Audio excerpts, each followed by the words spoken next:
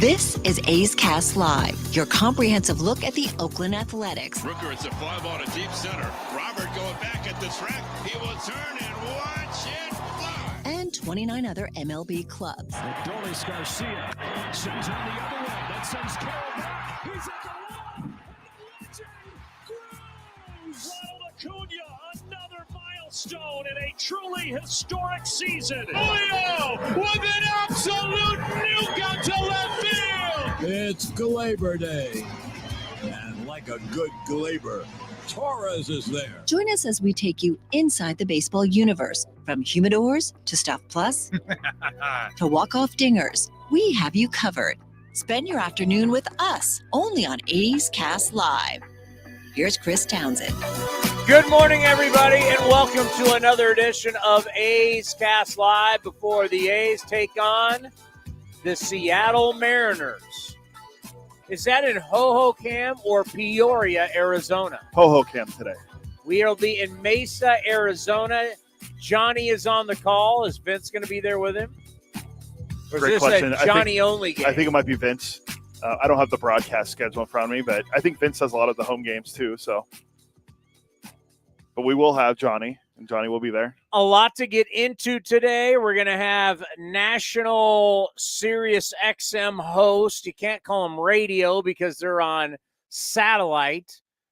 But Mike Ferrin, the great Mike Ferrin, who's also the voice of the WBC, is going to be here coming up at 11:30. Was recently down at A's camp. For him, that would be just going over because he lives in Phoenix full time. And we'll see if he changes his ways. We'll see if he changes how he feels about the Oakland Athletics. Mike Ferrin will be here at 11:30. And then Johnny Doskow is going to join us at 12:30 for a little Know Your Mariners. We have not played Know Your Mariners yet. No, the only time we played Seattle so far in spring training was on a Saturday, so we wouldn't have gotten a chance to do Know Your Mariners with Johnny. So see how much Dave Nieheis and how much Ken Griffey Jr. and there's no John Olerud questions, but we'll see how well he knows his Mariners. Okay, want to start out first. You know, it was kind of a shocker this morning on the ticker of MLB Network, seeing that Darryl Strawberry had suffered a heart attack. And, you know, the big news is the whole thing about the retirement ceremony of his jersey and Dwight Gooden this year for the New York Mets. So Darryl Strawberry resting in a hospital, and Straw, get better. Truly one of the stars. When I was growing up, Darryl Strawberry was a great player, had his issues off the field, but still was a great player. Ended up coming to the Bay Area, played for the Giants. He was the straw man. Darryl Strawberry is one of the most talented guys of his era, and came in at the same time as our own Billy Beane, and they went through the Mets system together. I know Billy knows him real well. So that's kind of rough news to wake up to today and hear that Darryl Strawberry had a heart attack. But I guess he got stents put in. He's going to be okay, and wish him a fast recovery to Darryl Strawberry. Did you ever get to watch much of Darryl Strawberry? If I did, it was later in his career. Obviously, I didn't. You got to see Yankee Darryl Strawberry? I didn't get a chance to see Yankee or New York Met Darryl Strawberry. I was too young. New York Met Darryl Strawberry was legit. He was a 8-time All-Star, 3-time World Series champion, NL Rookie of the Year, led the National League in home runs in 1988. He's already in the Mets Hall of Fame and a 2-time Silver Slugger Award winner. Really tall. And, man, he could swing it. From L.A., then goes to New York. I always liked watching Darryl Strawberry play.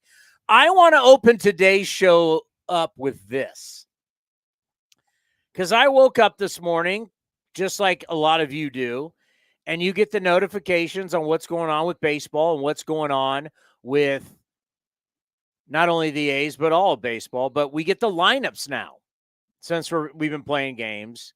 And I looked at today's lineup, and I said, you know, I could see this being the opening day lineup. Not the order, and maybe not the positions, But today's lineup that you're going to be listening to today here on A's Cast, this could be the guys, especially if a left-handed pitcher is on the mound. Who's going to go? We don't know who's going to go open day for the Guardians. For the Guardians. I don't want to assume, but I'm going to assume it's going to be Shane Bieber. But, I mean, he's the guy for them. But we don't know, but I would assume it would be Bieber. Right? But this could be the lineup. Yeah, here, for everyone who hasn't seen it, here is the lineup. So this is the lineup. I looked at it this morning, and I immediately took a screenshot of it, sent it to Cody, sent it to Johnny, knowing that we had talked to Johnny today. Now, don't let the order – it's not about the order, and it's not about the positions. It's about the names and the personnel, and I would minus Max Muncy 2.0 and put Nick Allen in there. And the only difference position-wise is you would see J.J. Bleday in right field and Brent Rooker at DH. Those are what I put it back up there so people can see it.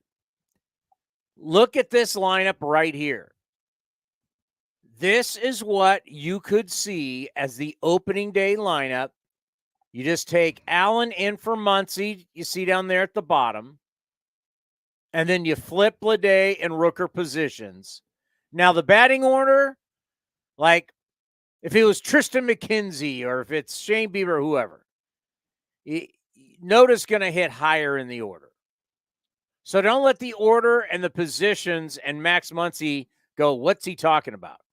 Nick Allen in for Max Muncy, Bleday in right, Rooker at DH, and the order would probably be different for a right-handed starting pitcher against you. Because the only guy that you would see in that lineup right now, put it back up. The only thing that you miss right now is you think about Ruiz. But Andujar Ruiz, we're both talking about a right-handed bat. Yes. So that's not lefty-righty matchup pitching doesn't change anything. Is there anything that you see there that you think, other than maybe Ruiz, to lead you believe this would not be potentially the opening day lineup? No, and for everyone listening, it's Butler, Geloff, Bleday, Rooker, Andujar, Langoliers, Noda, Hernandez, and Muncy. And as you said, put Allen in for Muncy. No, the only thing maybe is... Well, we haven't seen Allen's dealing with that back. Yeah. And the only thing I could see maybe that's coming out is maybe you flip Hernandez for Abraham Toro. I don't know, depending on who they want to use. Well, or Hernandez is, if Allen still has issues, Hernandez is at short, Toro at third. But let's say, true. for all sense and purposes, that you've got Allen healthy, Allen at short. That's an interesting lineup. Now, the order-wise, I mean, whether it's Lawrence Butler leading off, I told you yesterday, non-negotiable. Lawrence Butler's got to be on the team. So if you want to lead him off, or, I mean, they've done a lot of no to leading off. However you want to do that, I'm cool with it. But I just like looking at the names, thinking this could be the lineup that we're staring at going into action against Stephen Vogt and the Guardians. And my first thoughts are, let's go. I mean, if you start looking at how guys have played this spring, and we're now down to what, 11 games or 11 days for games? Correct, yes. Because some will be split squad.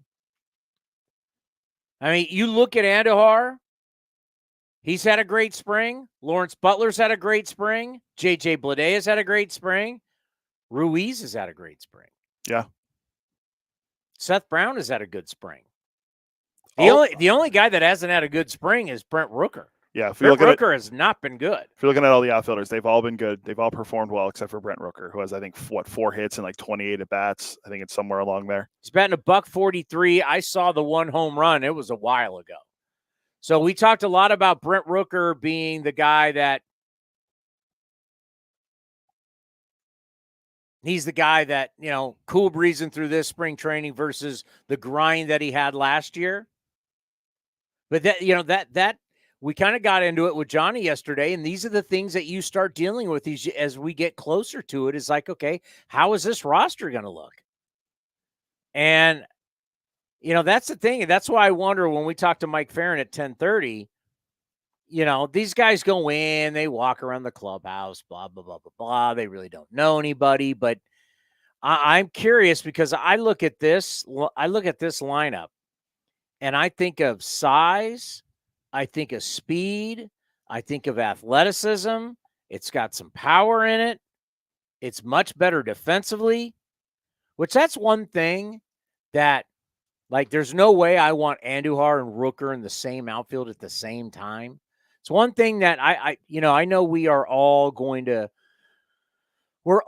be like gung-ho on power, need firepower, but you got to play defense. I mean, that is just, you have to, it's essentially what the Milwaukee Brewers have done for a long time.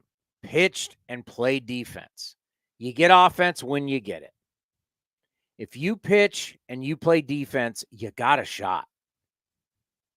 You got a shot because you start playing a lot of close games. You start to get comfortable in close games. You start winning close games. You got a shot when you pitch and you play defense and you're airtight. This team, they may have a couple stretches, but I don't see this team blowing people out. I don't see this team winning a ton of slugfest. There will be, of course. It's a long season. A lot of things happen. Everybody goes through a run where they hit well. Everybody goes through a run where they score a lot of runs. But doing it on a consistent basis, I would say airtight defense, pitching, which pitching has the potential to be far better than it was last year. But if you look at this lineup, it does have some firepower in it. Yeah, and a guy who we haven't even talked about who's having a great spring, which we already know how great of a player he is Zach Geloff. He's 12 for 31. That's a 387 average, 3 home runs, 6 RBI. He has 3 doubles. And he has a 1,215 OPS. That's second. You don't need to mention him. You already know. Geloff's in. That's not a debate. And what you see here, if you look at order-wise, teams love to have their best player hit second. Second, yeah. He's hitting second. So Geloff is not real. I mean, Geloff's a given. You know what's crazy about spring training? And that's why we don't put you don't always want to put a lot of weight behind spring training stats.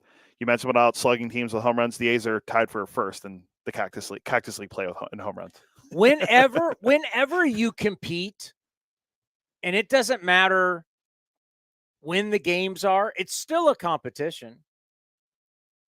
You still want to play well.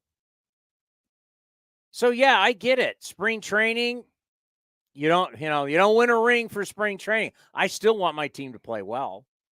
I still want my team prepared.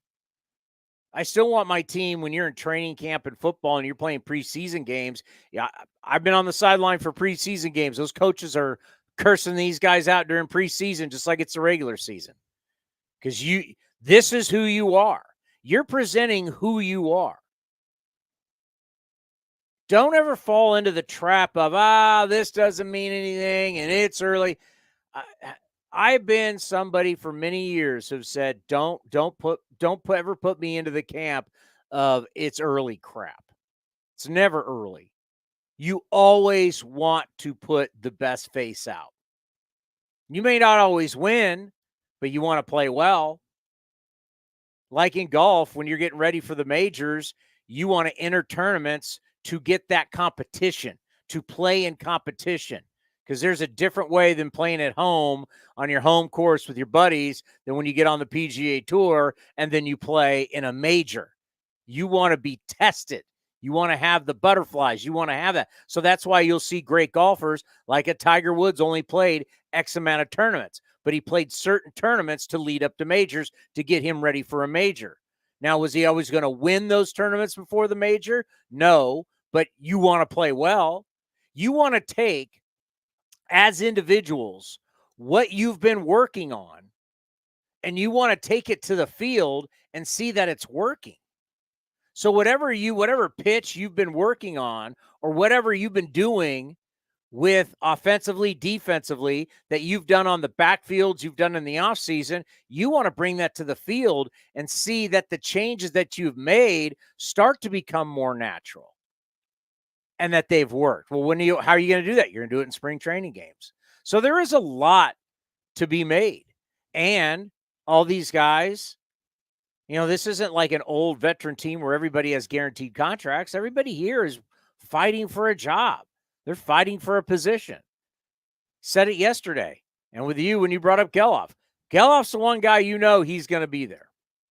Now, I think you can say that with Noda, and you can say that with Langoliers, and with a few of the pitchers. But everybody's fighting for something. You're playing for something.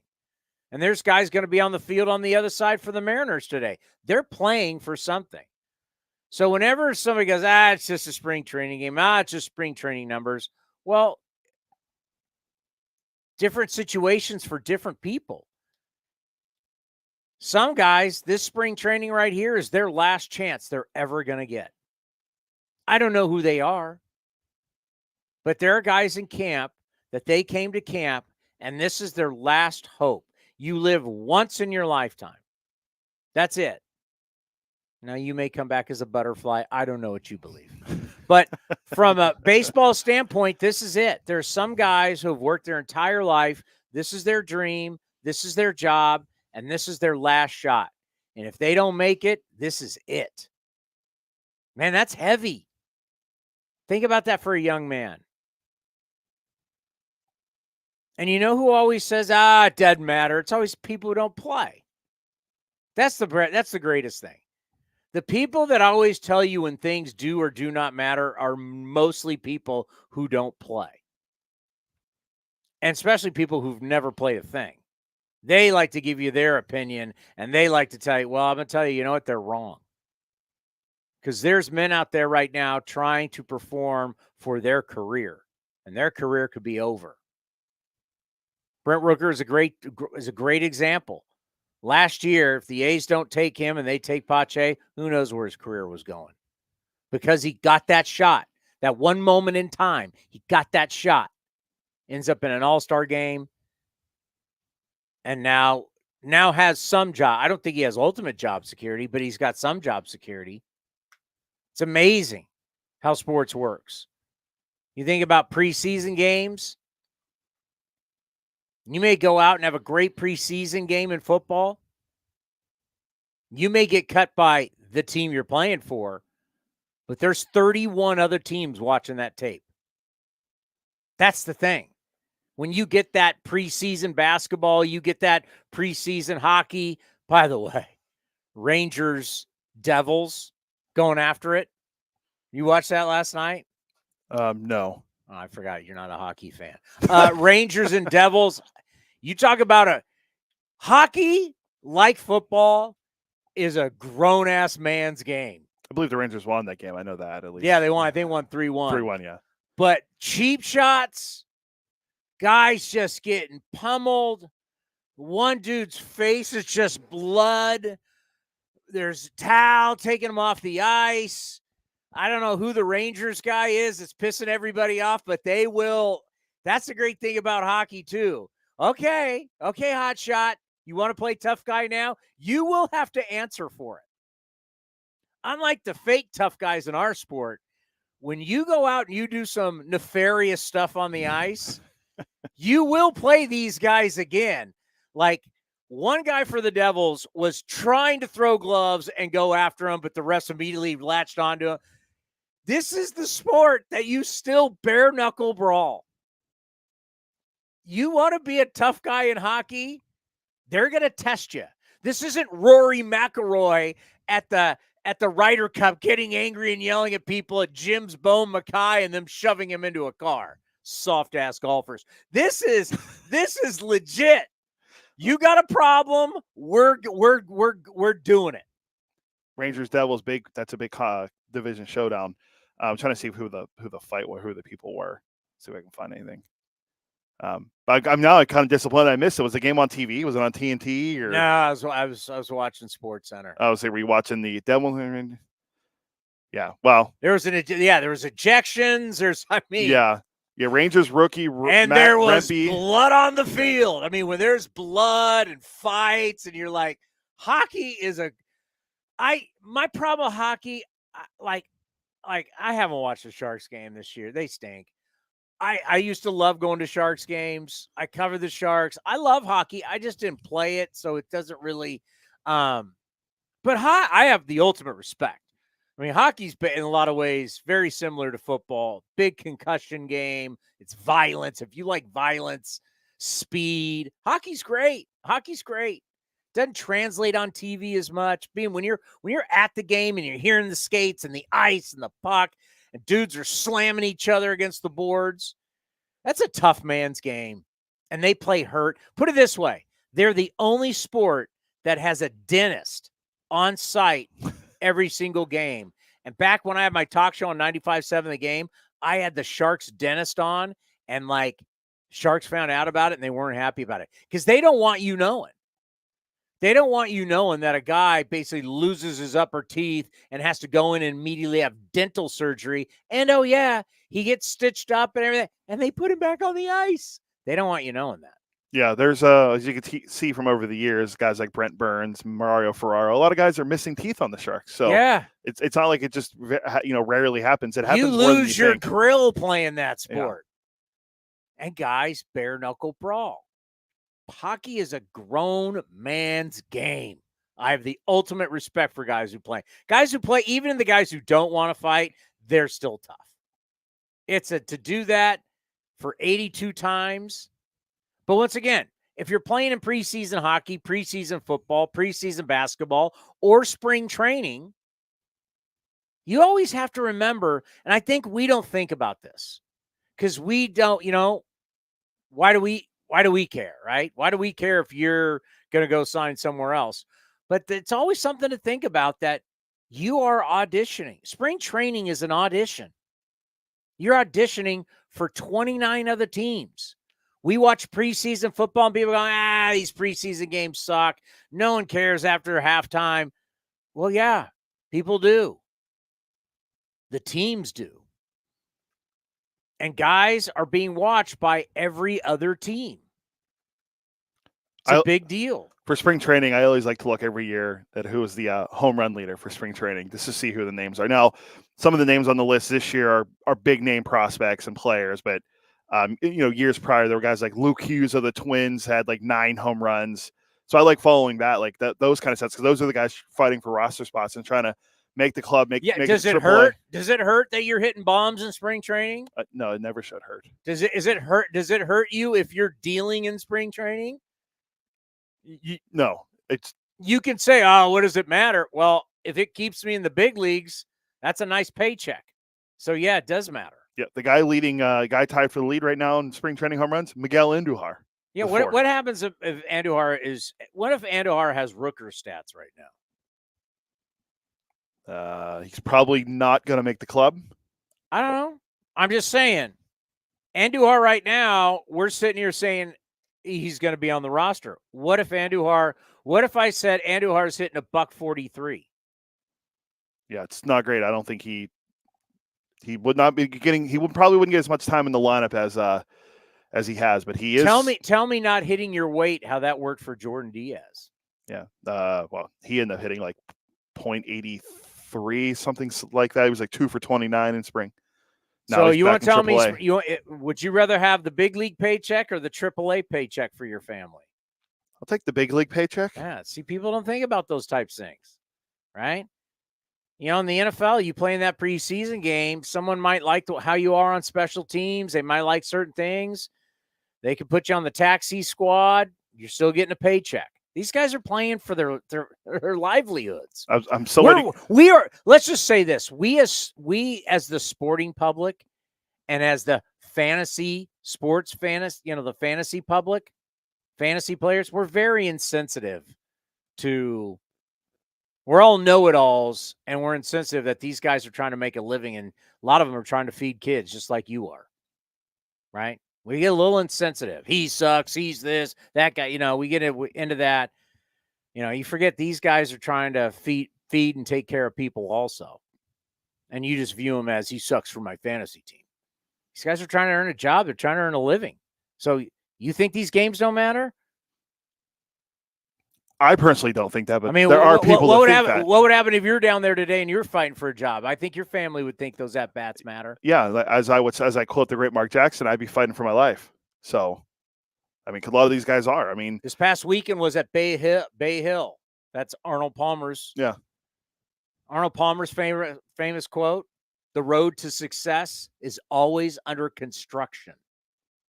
The road to success is always under construction. I love that. Absolutely love it. So has Ferrin been to Mariners camp? I think they were at Guardians camp yesterday. I think that was the last one. So I don't know if he went to Mariners camp or not, but he might have. But I just know he was at our camp on Sunday with the great Jim Duquette, because the Duke texted me and asked where we were, if we were on the golf course, or he was looking for us. And he what day was it? Sunday, he texted me. Yeah, it was on the golf course.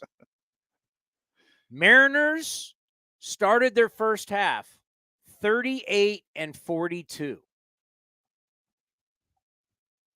38-42. In the end, did they make the playoffs? They did not. It's interesting how that works, doesn't it? Well, that's where it's early crowd comes in. It's early. Yeah. Oh, you're early. It's mainly our it's mainly play-by-play guys. Because play-by-play guys don't want it. I get it. Our guys don't do that. But it's around the league. Play-by-play guys just don't want to say anything critical whatsoever. So it's always early. It's early. Well, all the early teams last year, Padres, Mets, Mariners, what do they all have in common? They missed the playoffs. They all missed the playoffs. And even Mariners got hot. Mariners went 38-15 in July and August. They got hot, got right back into it, and in the end, very last weekend, they lost out. I mean, their window of opportunity is now. All right, coming up next, national baseball talk show host, our buddy Mike Ferrin from MLB, they call it MLB Radio, on Sirius XM Channel 89, and the voice of the WBC joins us next. Hey, Oakland A's fans, join your team this spring in Mesa. With nonstop flights direct from Oakland, there's never been a better time to head to the Southwest. Surrounded by the stunning Sonoran Desert, spring training fans know why Arizona is the perfect spring break escape. Miles of trails, shoreline, and sunshine combined for an unforgettable Arizona adventure. There's simply no shortage of things to do, see, and discover in Mesa. Get your visitor's guide at visitmesa.com. Ever since we got Xfinity, we have Wi-Fi all over the house, even in my hiding spots. Ha! Found you. How? That's wall-to-wall Wi-Fi from Xfinity. Now through March 21st, get started with 200 megabit internet for $25 a month for 2 years with no annual contract and get Wi-Fi equipment included. Go to Xfinity.com, call 1-800-XFINITY or visit a store today. Requires paperless bill and auto-pay with stored bank account. Restrictions apply. Taxes and fees extra. After promo, regular rates apply to internet service and Wi-Fi equipment. Actual speeds vary. This is Chris Townsend. There are two things that are a must for me: comfort and style. Whether I'm playing golf, going to dinner, I've got to have the right feel. That's why I've partnered with Linksole, and you're going to love Linksole. They have just released their new spring line, new fabrics for their polos, lightweight and perfect for technical performance. Linksole also has new styles for their layers and hoodies with cool prints and seasonal colors. You know what they say in the big leagues: look good, play good. Go to linksole.com. That's linksole.com. If you're looking for a new mattress, Nest Bedding has you covered. Sleep on the same mattress Hall of Famer Ricky Henderson sleeps on. Nest Bedding is the #1 brand of online mattresses and the Bay Area's favorite mattress store. Take home the Easy Breather pillow. The New York Times calls it their #1 pick. You can navigate their easy-to-use website, nestbedding.com. That's nestbedding.com. Green and Gold fans, use the coupon code Oakland and you get 10% off your entire order. Nest Bedding, love where you sleep.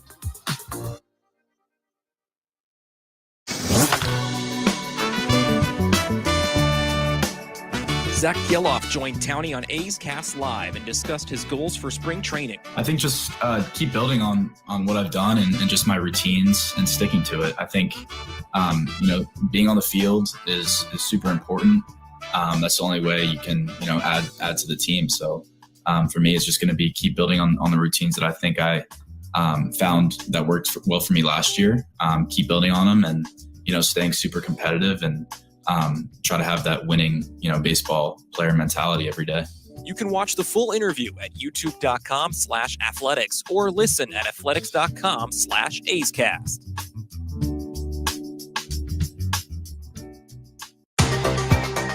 Unlock offers and receive exclusive in-game features by downloading the MLB Ballpark app for iPhone and Android today. Plus, get the latest information on game times, schedules, and more.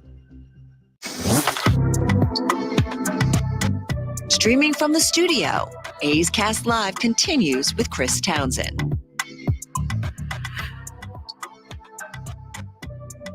I cannot believe we're playing the Mariners today, and you're going to make a guy the stature of Mike Ferrin come on talk Mariners? I mean, he knows. Do you know who the hell this guy is? I mean, he is a big deal. I mean, but he knows everything about baseball and every team. I would not bring on a national treasure like Mike Ferrin. I mean, when you think of the great voices in baseball, the voice of the WBC, there's two things in this world that I say all the time. I believe everything that I read on the internet, and I believe everything I hear on Power Alley. I've been saying that for the longest time. I am not going to say, hey, Jerry Dipoto wants to win 54% of the time. This isn't blackjack, all right?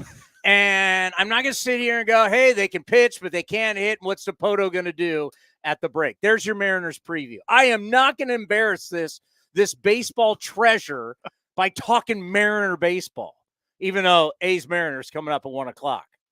Is he here? He is here. Oh, he is here. The great Mike Ferrin is with us here on A's Cast Live. How are you? Boy, that was a lot. Well, I am a lot. It was nice to see you guys while you were in town. I was glad we could make that work where we could hang out. Once again, Towny has offered to buy meals and drinks, and yet the money has stayed in his pocket. He's getting richer every day. That is not on me. I was there. Cody's like, Ferrin can't do it. I'm like, it's not my fault. You when we come to the Valley, if you were a better friend, you'd work around my schedule. I apologize. I needed to check a month in advance, but I'm coming back on Friday. Oh, good. I'm. What am I doing? Oh, yeah. Are you gonna be here Sunday? Yeah. Okay, I'm gonna text you. Okay. How are you?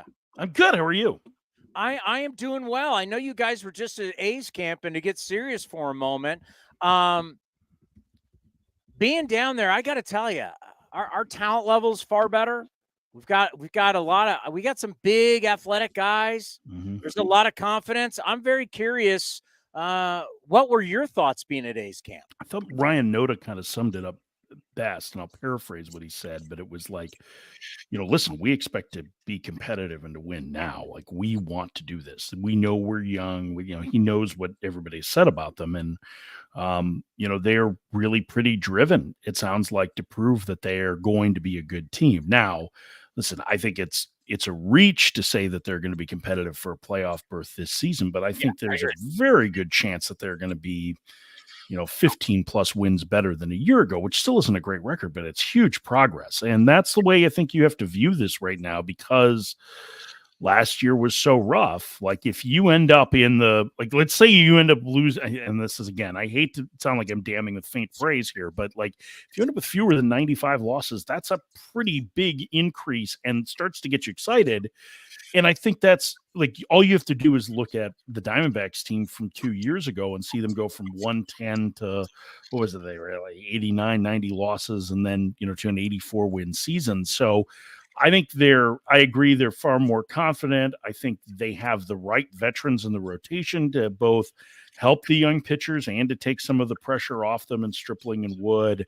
And I think that there is position player talent there for sure. And I think, I just saw before it came on the lineup for today, I would think that it's sooner rather than later before Max Muncy gets a shot in the big leagues. And that's a guy that's pretty exciting. And I think, I am a big Lawrence Butler fan. I think he's a guy that has a chance to be pretty impactful. And, you add that to the mix with guys like Noda, who I think is a pretty good player, and Rooker, who, I think can do something similar, if not better than what he did last year. And you're starting to, I think Asteri Ruiz is going to be better than he was a year ago. I think you can start building to see, what the next good A's team is going to look like. We started the show today. When you look at today's lineup, and if you took Muncy out, you put Allen in, you switched a couple of defensive positions, I'm like, this could actually be the opening day lineup. And I know a lot of people, and I don't dig it when people say games don't matter, and they're like, it's just spring training, or it's just preseason football. It's like, I understand where you live in your world, but all these guys are fighting for jobs. They're fighting for jobs to feed their families. They're fighting for their careers. And not only are you playing for the team that the uniform you have on, you're auditioning. I mean, the NFL, you're auditioning for 31 other teams. Baseball, you're auditioning for 29 other teams. So a lot of people try and play this. These games don't matter, but for certain individuals, they matter a lot. Yeah, I mean, I think both things can be true, right? Like, they matter for the players who are trying to make teams, but at the same time, from the evaluative process, it really does. It's going to trick you, good or bad, more than it's going to prove right. So, if there are guys that have been making specific adjustments and you're starting to see those show up, and these are things that you're not going to get from looking at the stat line necessarily, then I think that's a real positive. Like, if you're wanting to see how Hernandez plays third, right, because you're not sure what you're going to do there. Is it going to be Abraham Toro? Is it going to be him? Like, watching the way he takes ground balls, that's something that probably translates to the big leagues, right? To see how he handles that, how he reacts. How much ground Butler covers in center, I think, is going to be something that's important. I think the more, Miguel Andujar's name was a name that came up an awful lot during A's camp when we were there, because he's had a great spring offensively. Well, he's never been a great defender at third or at first or in the outfield. So getting a better feel for how he performs in left, and, the idea that, hey, if it's good enough, we can carry him and get his bat in the lineup, then that's a big deal. So, and I think as you go on, we're to the point now where the off days have started to happen, and, we're going to get down to the last 10 days here of camp pretty soon. You're going to have some of these guys facing more major leaguers, and that's going to help too, because there is a wide disparity in the quality of opponent that you face on a daily basis, and even inside the same game as guys are getting ready for the season. And sometimes when you're facing big leaguers early in camp, I mean, they're just trying to get their work in.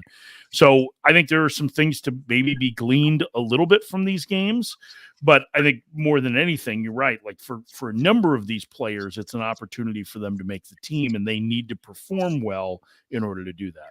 All right, you've been heading around the Valley of the Sun, of course. You guys do a great job, Channel 89, Sirius XM, covering all the camps, not only in Florida, but what you guys do also in Arizona.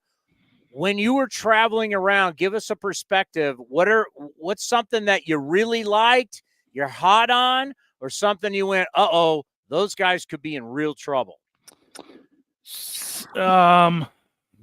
So here's the problem, is that the vibes are always good in spring training. If you are in a spot with bad vibes in spring training, it's over. And generally it's on rebuilding teams. You were there last year. We saw you. Okay. So here's the thing, is that, like, I think back to a number of, and this wasn't necessarily the case with the A's last year, I don't think, but there are a number of teams that are going through rebuilds that still have veteran players that are screaming that they want to get out of there. Like, those are the spots that you really worry about. So just like I have been fooled many times by spring training performances, I have been fooled by the vibes in camp, right? So I can tell you that I didn't go anywhere, the 10 camps that I was in, where the vibes were bad. There are some teams that I think I'm a little bit concerned on their talent level. The White Sox, great vibes. Not sure that they're going to be very good this year. They should be better than last year, where they lost 102 games. But the vibes were good, right? The Giants, I still have some concern about the overall talent level on that club. It feels kind of middling.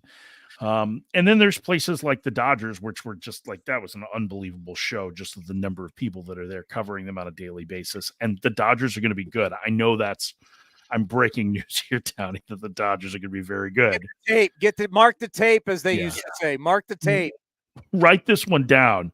I think the Diamondbacks had a good vibe. They should. They're coming off a pennant, and they improved their roster, right? I think those are spots.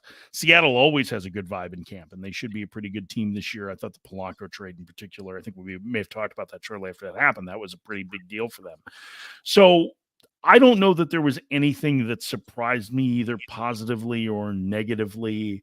Maybe a little bit of there was a defiant attitude in Padres camp. There was a little different edge to those guys than what we've seen the last couple of years, because I think they're embarrassed. And maybe embarrassed isn't the right word, but they're certainly disappointed in the way that they played last season, and there's still star power there, and they want to prove that they're a team that can get to the postseason. And they were in the Final Four 2 years ago, so I think there's, more than anything, those were the things that stood out in camps. You start to get a look at the names that are in places, and you start to try and get a feel for it that way. But I can't say that there's like that, man, I walked out of this camp and things are going to be great and that team is for sure going to win, because I've done that so many times, walking out of a camp and the team wins 74 games.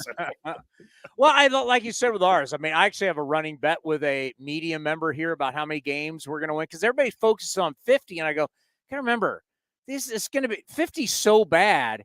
You improved to 65, 70. That's still a bad season. Yeah, but it's a huge improvement. It's a 20-game improvement if they win 70 games. It's doable, because last year was so bad, and last year, especially early with pitching, it's not going to be like that. By the way, the Padre thing, I think, is interesting to hear, because, they had a sold-out Fan Fest the year before, and they were laughing and joking at Fan Fest about who they were going to play in the World Series, and then had the season they had. So I'm glad to hear that there's some things going on. And in L.A., with Mookie Betts now going to play short. I mean, no matter what, it's a show, man.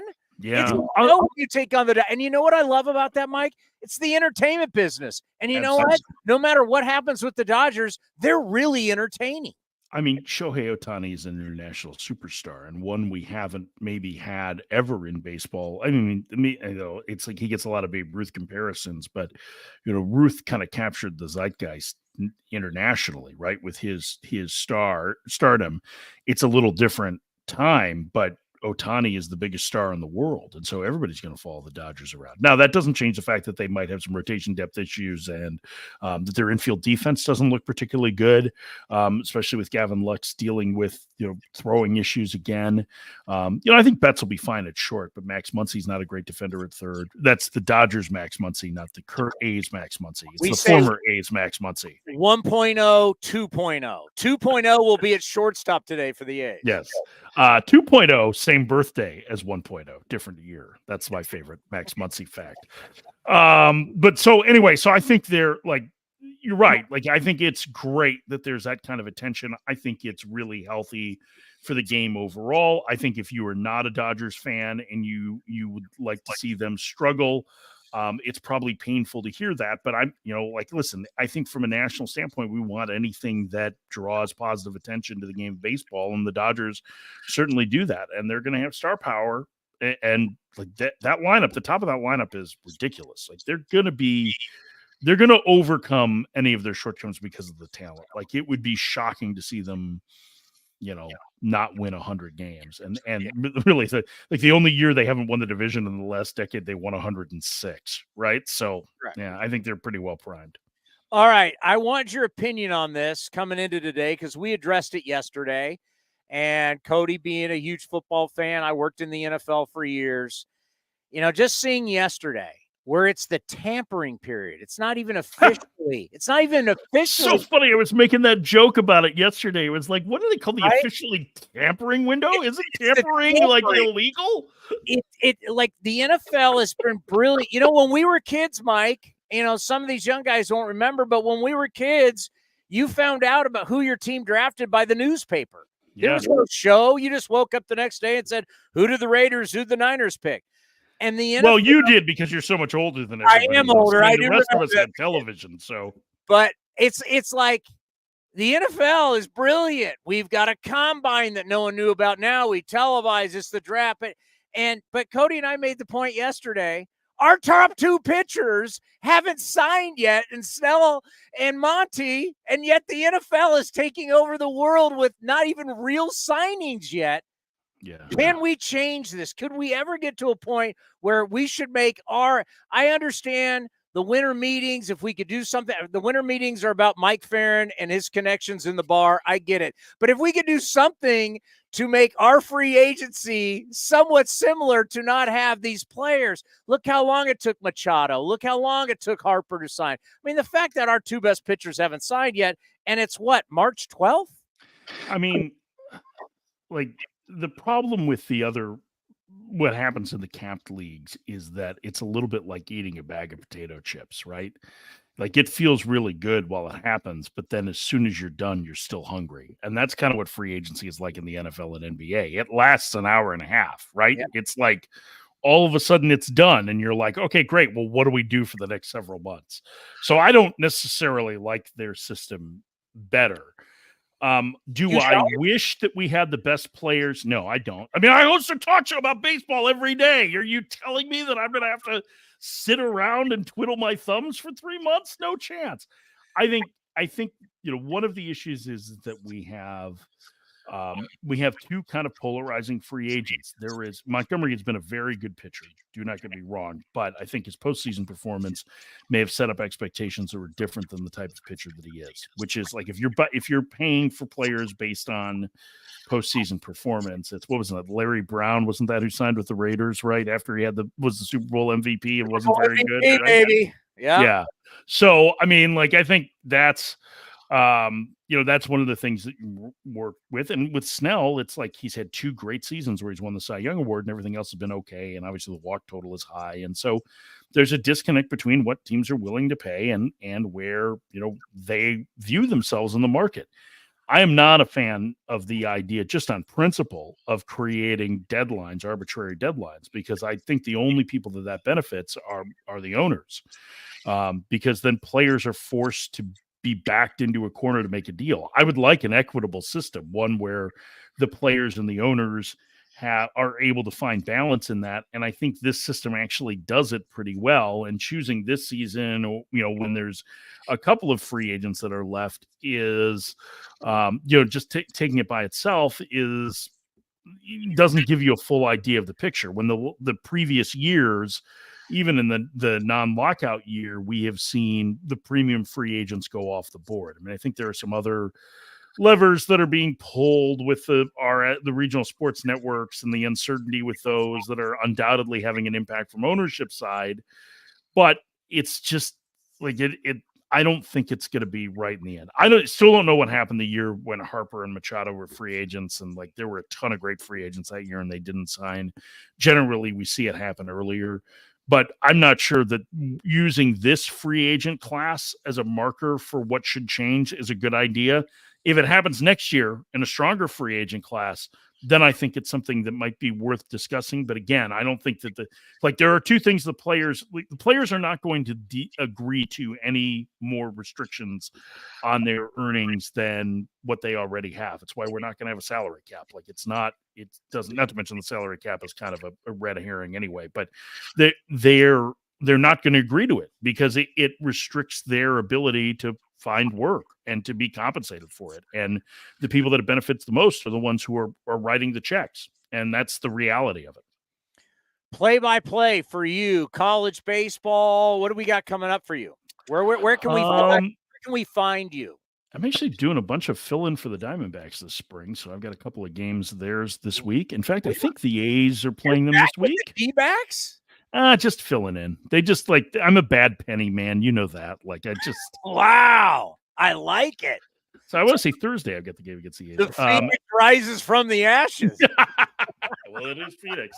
And then, I'll be doing a lot of ACC this year for ESPN. So starting next Thursday, I've got Wake Forest and Louisville with the great Gabby Sanchez. He and I are going to do a lot of ACC games together this year. So I'm excited about that because Gabby's a really great analyst and an even better human. So that'll be a lot of fun. All righty. Number one thing that excites you going into this season. What are you hot on? What are you really excited about? What am I really excited about? Man, that's a good Well, question. what gets us going, man? We got like 11 days left before we're going to have this north. You know what I'm excited about? I'm excited about the National League Central. I think, the difference between the AL Central and the NL Central is the AL Central, it's like the teams aren't great. In the NL Central, I don't think there's any great teams, but I think they're all pretty good.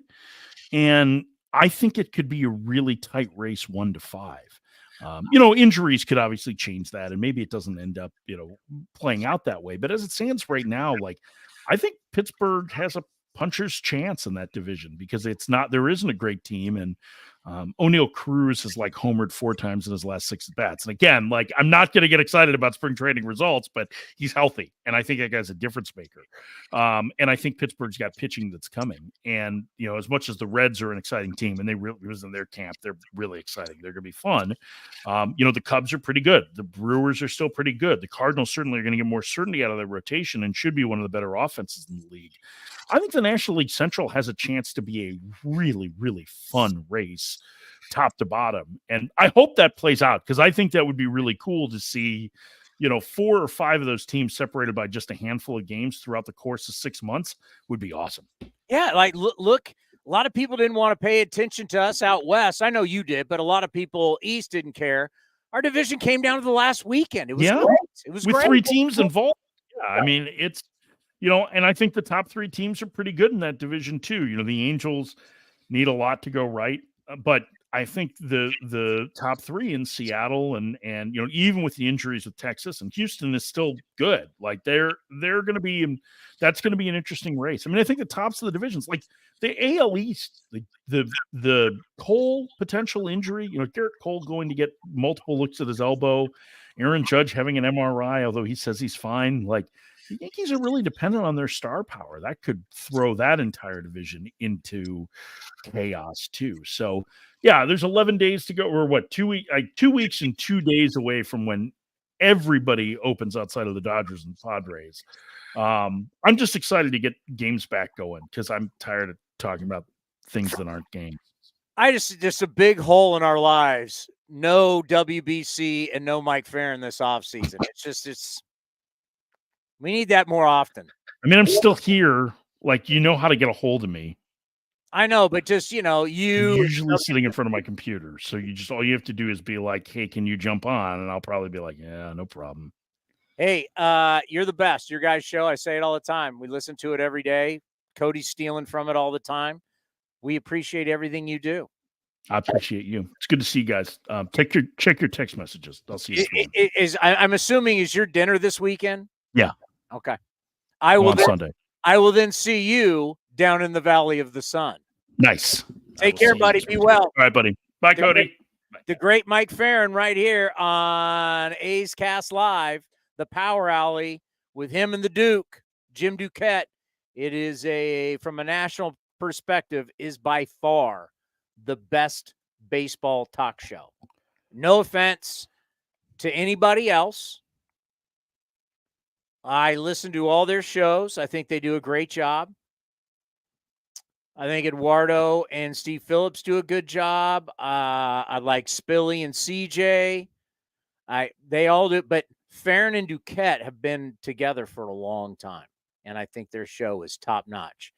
It's one of the reasons I can tell you I still pay for Sirius XM, and I listen to them all the time. I listen to the channel. The channel's great. Football's 88. They're 89. PGA Tour's 92.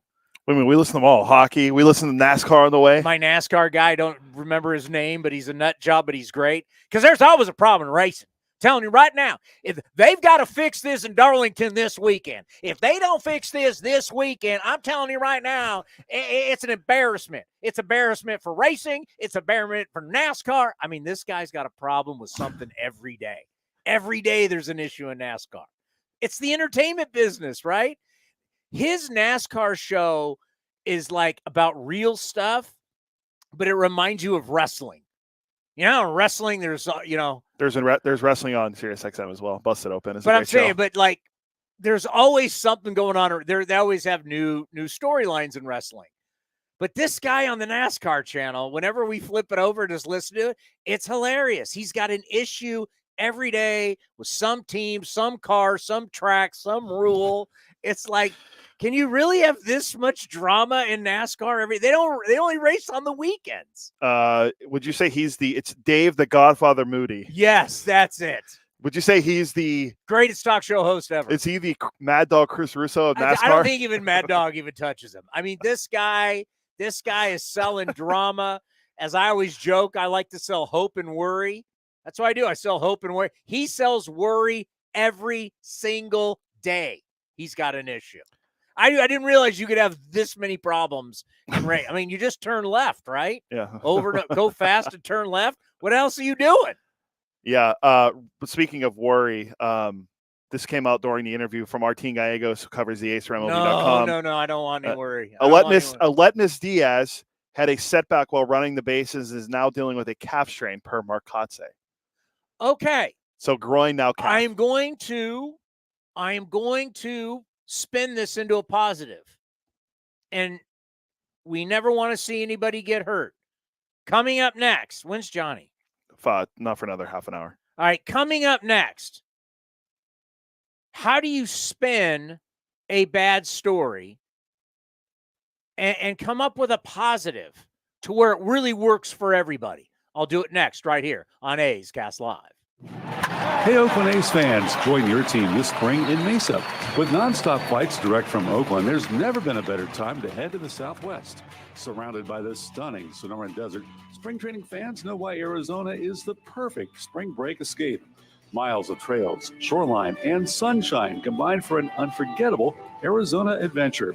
There's simply no shortage of things to do, see, and discover in Mesa.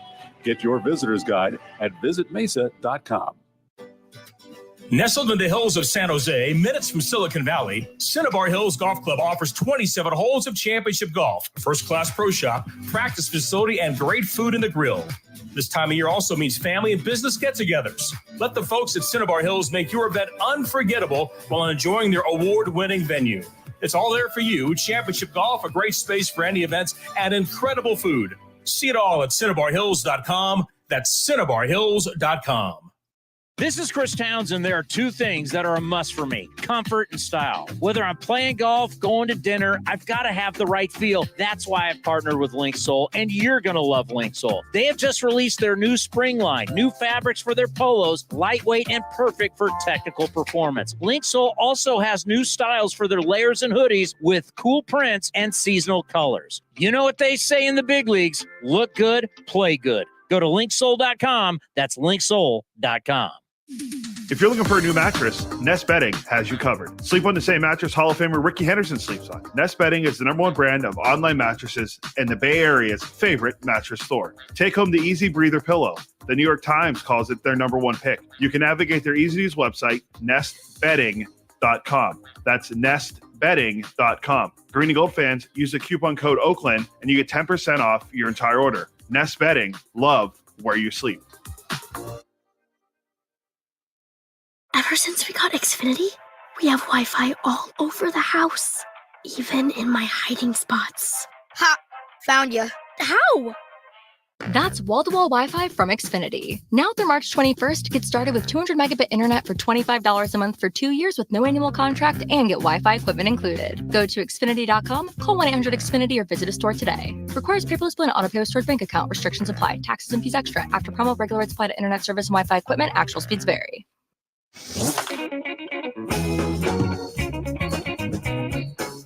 A's general manager David Forst was on A's Cast Live during the winter meetings and explained why the team was moving Mason Miller to the bullpen. Mason's tried starting now over 3 years, minor leagues, big leagues, keeps coming up with something, and we're going to try the pen. And you know, to Mason's credit, he's open to whatever. He's obviously a little disappointed. I think everybody wants to be a starter when it comes down to it. But I mean, he, you know, obviously, like you said, with his stuff, he could have a really impressive career in the bullpen. But we told him this is not permanent. Like, go out there, let's try and keep you healthy for a year. That's got to be the first step. That way you help yourself, you help the team, and then we can reevaluate. You can watch the full interview at youtube.com/athletics or listen at athletics.com/A'sCast.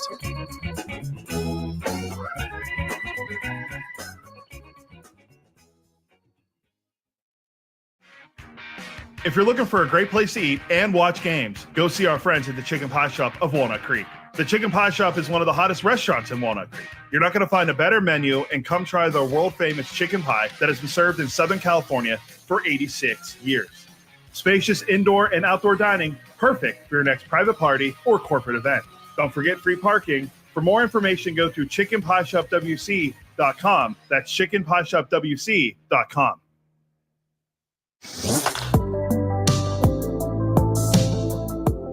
Nick Allen joined Towny on A's Cast Live and discussed the conversation he had with his teammates regarding 2024. Rooker came to Geloff and I a little bit, last year, but he was just like, we can't do this again. We got to find a way to really work our, tails off to get better and put us in a better position.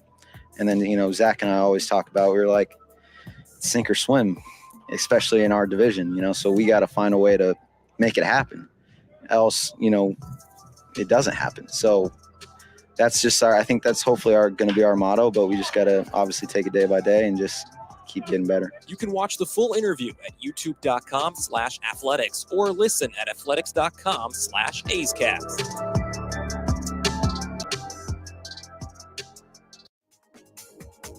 If you're looking for the latest green and gold gear for the 2023 season, then look no further than athletics.com/shop for your officially licensed gear. That's athletics.com/shop. Streaming from the studio, A's Cast Live continues with Chris Townsend. How about my Gales last night? Another WCC Conference Championship game against Gonzaga tonight. So they're 3 and what did I see? They've played a lot in this championship game. Yeah, and it's always against 3 Gonzaga. and 10 or something like that against them. It's all right. Alex Jensen and the Gales, baby. All right, before I do this spin, now I'll do the spin first because there is some big news in baseball, but it's not shocking news. It's like, here we go again. We'll get to that in a second. Then we'll get to Johnny D. It's Know Your Mariners today. Correct, yes. Is the Moose going to be in your questioning? No, I don't have him in there, but maybe we should ask who the mascot is. Griffey, A-Rod, Randy, Jay, Edgar. Nothing with Edgar, no. Former A. Mike Blowers in there? No. Joey Cora? No. Harold Reynolds? Harold Reynolds is in there. Love Harold Reynolds. Friend of the program. Trying to think of my favorite. Alvin Dark? Not Alvin Dark. Alvin Davis. Alvin Davis. He's in there. Not former A's manager, Alvin Dark. A's Giants manager. A's killer, King Felix is in there. I remember him as a great Atlanta Brave, but Ichiro. Of course he's in there. It's like something out of Star Wars. He's also in there. Break out the rye bread, Grandma, because it's grand salami time. One of the great home run calls. Kingdom's in there. Bo Jackson running over the Boz. Not on there. Not on there. Okay. Which former Seahawks quarterback is now playing for the Steelers? Jim Zorn on there? No Jim Zorn. Steve Largent? Kenny Easley? Some of the great Seahawks of all time? Which Seahawks quarterback said it? We want the ball. We're going to score during the coin toss. Oh, the great Matt Hasselbeck. Okay. Aledmys Díaz. Not good for him. Understand that. But it reminds me of the Luis Medina situation. Not good for him. But overall picture, the thing that's interesting about this A's camp is we've got players and only so many spots. This isn't like this really isn't like the Cleveland Indians Major League movie. Who the blank are these guys, right? And that's really kind of the last 2 years, right? That's not what this is. So it's actually kind of tough when you want to figure out, because right now with Andujar and Rooker and Brown, 3 veteran outfielders who you want, to then go with the 3 young guys that you want, and Blade, Butler, and Old Esty, It's tough. You got 6 outfielders. Well, do the math, man. You get 13 position players. 2 got to be catchers. So you're now at 8. So that means you got 5 infielders. Well, 4 got to play.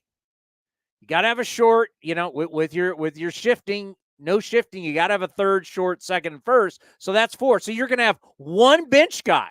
1. If you have 2 infielders get hurt, if you have a combination of a short, second, or third, if you have 2 of them go down, you are in trouble. You have no bench infield-wise. Now, first base, if something happened to Noda, Brown can play there. Anyone can play first base. Right, Wash? It's incredibly hard. Anyone can play first base. But you have guys that have played first. What would happen if, this is obviously awful, if you had 2 middle infielders go down and all you have is Abraham Toro on the bench or Hernandez on the bench? He can't play both. So there is a roster crunch right now for the A's. If Diaz starts the season on the IL, he's your most expensive position player. You don't have that really tough decision. How does he make the team? Or how do I send Hernandez down when I shouldn't send Hernandez down? Hernandez needs to be here, right? Let's see. This is the future, right? We're trying to find young players for the future, but win with them now. That's the ideal situation. You start getting these kids the at-bats, and they start figuring it out now and winning now, the next couple of years, 2025, 2026, oh my God, these kids are legit. They're now grown men in their prime. It's 27, 28. It's time to battle. Hernandez can be one of those guys. Lawrence Butler's one of those guys. Obviously, Geloff is one of those guys. Blade can be one of those guys. Noda might be a little older, but, you might age well with Noda. He'd be, around 31, 32 at that point, still at what we would send it back into your prime. That's what you're doing here. And Diaz can start the season on the IL. We all know that whoever if I brought my notebook here, we can look at the 26-man roster from last year. It changes fast. Guys get hurt. Stuff happens. And then you'll have Diaz coming off the IL. They haven't put him on the IL. Martin Gallegos has just said he's had a setback. But same thing with Luis Medina. He's out of options. You can't get rid of that arm. But all of a sudden he's on the IL. You don't have to make that. You don't have that problem. You've got time to let him heal. You've got time to work him back down at AAA. By that point, somebody will be, pitchers get hurt. So guys getting hurt at the end of camp when you've got roster problems could be good for both parties, is what I'm trying to say. If that's not glass half full, I don't know what is. No, it is. And you were talking, you said it great yesterday. Said if only Andujar could play third. No. If Andujar could play legit third, life would be a lot easier. Because I only want 5 outfielders. There is an outfielder. You got 6. There is an outfielder if emergency situation. Okay, can I guess? Yes. He's really fast. Yes. And he's played middle infield. Correct. If you put Jordan Diaz at second base, you're trying to tell me we can't put Ruiz at second base? I'm just saying. Ruiz? He's played there before. He has. He's played short and second. Yeah, I'm just saying he could do it. But that's what you would have to do. Yeah. If you're carrying only 5 infielders and you have a game where guys get hurt, you're looking around going, hey, Brownie, when's the last time you played second base? Hey, Mattingly played third. Donnie Baseball. Don Mattingly could have played anywhere. That lefty-righty thing. Don Mattingly was a man. But yeah, that's a dilemma. That's a dilemma that I think you may have. But putting Diaz on the IL, and now you don't have tough questions. It makes it easier for the front office to form the 26. If you're just joining us, I want you to go look at the lineup. Put the lineup up real quick, and then we're going to get to some breaking news in baseball. If you're just joining us, this lineup right here, this could be your opening day lineup. Do not pay attention to a couple of the positions and do not pay attention to the batting order. Just look at the names. And at the bottom there, You take Max Muncy out, but we're not sure on this with Allen's had a bulky back, but just insert Nick Allen at short. And if I was flipping positions, J.J. Bleday would play right, Rooker would DH. The order, I don't know what it would be, but this is pretty much kind of what your opening day lineup could be looking like. What you're seeing today against the Mariners. Completely agree. We talked about it earlier, but yeah, I mean, you want to see what happens with Allen because he has the back, but got to think Allen will be in there. Yeah, for Max Muncy. Rooker DH. You put Bleday out and right. Bleday told us. Do you have that clip of what Bleday told us down in spring training? Here's J.J. Bleday. He likes playing right field. You can play anywhere? I love right. You think right's your number one? I love throwing. Throwing is the best part of my outfield game. True, and, you do throw. For a lefty outfielder, you throw really well. What's that supposed to mean? A lot of lefty outfielders, especially who are athletic, don't they got throw. little BBs? They don't really throw it. If you think of the greatest throwing outfielders of all time, you exclude like Darryl Strawberry. Yeah. Most guys were right-handed. Right. Yeah, like Vladdy. I go back to like Jesse Barfield, Dave Winfield, the great Dave Parker, who we were Bo Jackson, about, Bo Jackson with it. Not like Griffey threw well, but the most left-handed guys are not. You throw the equivalent of what be the arm strength of a right-handed outfielder. Yeah. I'd say so, like mid-90s, mid-upper 90s. So if you say, I know we gotta let you go, but if we said perfect, you and Wright, then Wright's your favorite. I played in college in right field, and I just have the most reps out there. But wherever I'm let's going to just be in the put lineup. you in right. Okay. Butler in center, maybe Ruiz in left. Yeah. So there you go. Likes right. He's had the most reps. And he knew exactly what I was talking about. Most lefties do not have a great arm in the outfield. They just don't. It's a fact. One of the greatest left fielders of all time, Barry Bonds. He was like Tyrannosaurus Rex. Yeah, he had no arm. That's why when people said Barry's a 5-tool player, no, he's not. Now, Barry is the greatest player I've ever seen, but Barry Bonds did not throw the ball well. But Barry made up for it with his routes. Barry was brilliant with his positioning.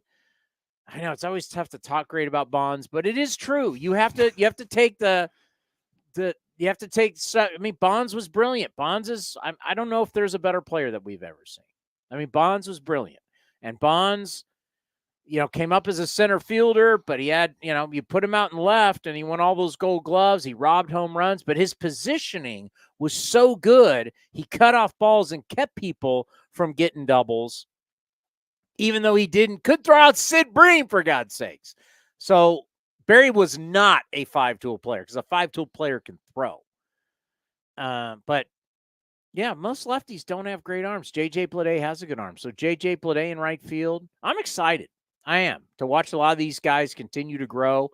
And even Mike Ferrin, Mike Ferrin, you could tell in the offseason when people talked A's, they didn't want to talk about the team. And when they did, they went, And then now you go to camp and you go, yeah, these guys are going to be better than you think. So when I said 65, 70 wins, he didn't blink. He agreed. Think about that. Our local media members who just want to trash everything, they want to believe that it's still going to be as bad as last year. And that's just because they're biased and they're angry. Get it? They're not looking at the baseball side of it. Our job is to still cover the game and to cover the team. They're not real baseball people anyway. But, here's the deal. This team is going to be better. They're winning more than 50 games. I mean, that's the bottom of the bottom. They're going to win a lot more. And when Mike Ferrin goes to camp and, starts looking at it and goes, yeah, they're going to be better. No question. Once again, they win 65 games. That's not great. You're still only win 60. That's a 15-game improvement. I think 70 is legitimate. Yeah, we talked about that a little bit at spring training. And that will go with what I'm going to talk about with a lot of people once we get into our post-game show after the game. I don't want to know people's expectations. What are your expectations? What are the expectations of this club? I don't think they're going to be a playoff team. Would not say that. But I think they're going to be a lot better. I think they're going to be a lot more entertaining. And I'll throw it out there. I'd like to see I'd like to see the chase for 70 wins. To see that's a dramatic improvement, but the people are different. The pitchers are different. The mentality is different. Year to year is different. That's why I've always, when that old cliche, back of the baseball card, I've never bought into it because human beings change year to year. Everything changes. So stuff to say, I'm going to get this every year. Some guys are that kind of consistent, but it doesn't last forever. And most players are not. Up years, down years. I mean, the guy who's sitting out there on the market right now, you talk about up and down, Blake Snell. It's hard to get that kind of consistency. Stu had it for 4 years, winning 20 games 4 straight years. That's hard to do. Greg Maddux won 15 games or more for, what was it, 15 years? Somewhere around that number, yeah. I think he won at least 15 games for 15 years. Well, that's why he has a plaque in Cooperstown. Not a lot of guys have a plaque in Cooperstown.